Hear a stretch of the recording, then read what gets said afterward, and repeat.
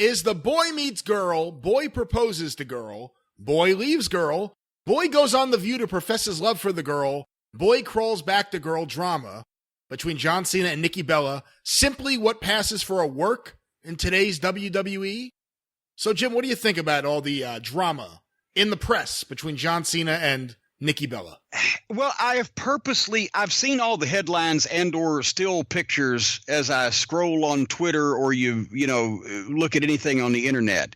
And I've purposely tried not to read any of the stories because I love John. I've seen him once in 15 years, which was at WrestleMania weekend last year, and talked to him just like we'd never been apart. Me and John, we've had a storied history. No, but he was a great kid.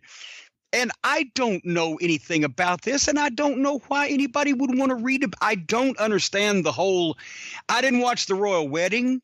I don't understand the whole fucking celebrity romance deal. I won't watch anything with a Kardashian in it. I don't understand the whole Total Divas thing, especially why any men would watch it. If it's all about the divas' heartbreak and romanticism and makeup tips or whatever, I don't know. I don't know why people want to know about other people's romance and personal lives on TV, and I don't know why anybody talks about their personal life on TV. And I don't understand the whole. And now I don't know whether it's a work or not because they're on a TV show, and who knows? And that's exactly why as far as I relate details here on the programs of my personal life to the Cult of Cornette members that are sometimes unsavory. But I just don't understand this whole fucking celebrity romance on off, who's dating who's getting married to who, and why do I want to see them? I've been to a couple weddings, and they didn't turn out that well. I'm talking for other people. Do you know the first wedding I ever went to in my life, somebody died? At the wedding? Actually in front of me. Here's the deal. I was the photographer at the Louisville Gardens, right? And this girl, Debbie from Oldham County, she's the one that introduced me to Star Maker Bowling. But she was getting married, and she went to the matches every week, her and her mom, and they'd even traveled to some of the out-of-town matches with me and my mom a time or two. And so she asked me to take the pictures because they didn't have a ton of money, and there was a professional photographer, wedding photographer, was going to do all this shit. She knew what I could get the job done, right? I came it was $100 or whatever. I'm like, okay.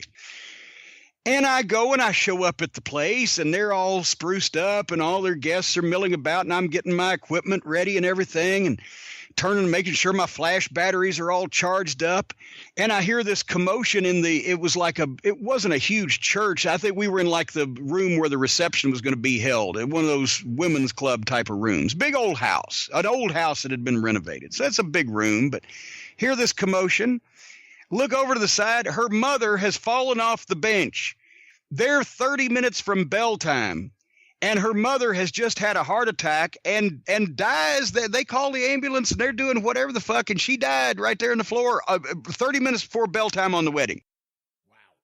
So now Debbie, and she's in just a state, and she's off with her friends in the corner, and I'm standing there like I don't know any of these people except the girl that's having a mental breakdown right now and the woman that's just died. I've never met any of these people before.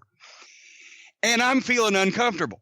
So I asked finally somebody, I can't remember who it was, but somebody I'd met when I first came in that was helping with the wedding. I said, obviously I'm just going to, oh yeah, okay, go ahead, because nothing's going to take place here, right?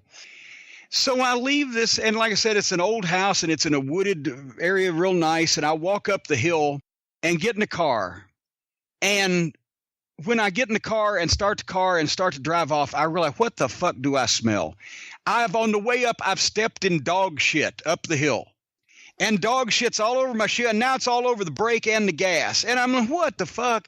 So I've stopped on the side of the road and wiped the dog shit off the brake pedal and the gas pedal, and I put my shoe in the trunk, is how bad it smelled. It was a nice shoe, though. I was going to clean it off later.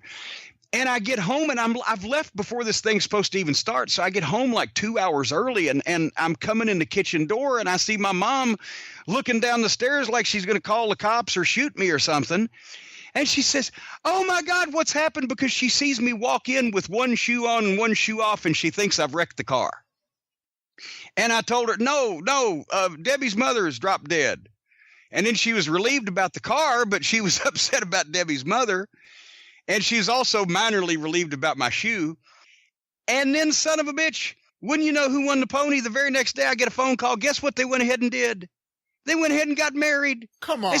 They said, well, everybody was there, and Mom would have wanted it that way. So they took this woman. I hope she's not listening now. My God, certainly she's not listening to this program at this moment. Debbie, I mean, not the dead woman.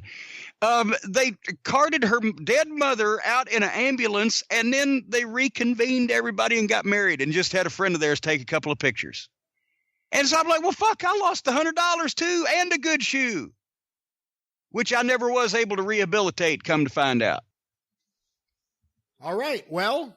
That's first time I went to a wedding. Was that the question? No, I don't even remember what the question was, to be quite honest with you.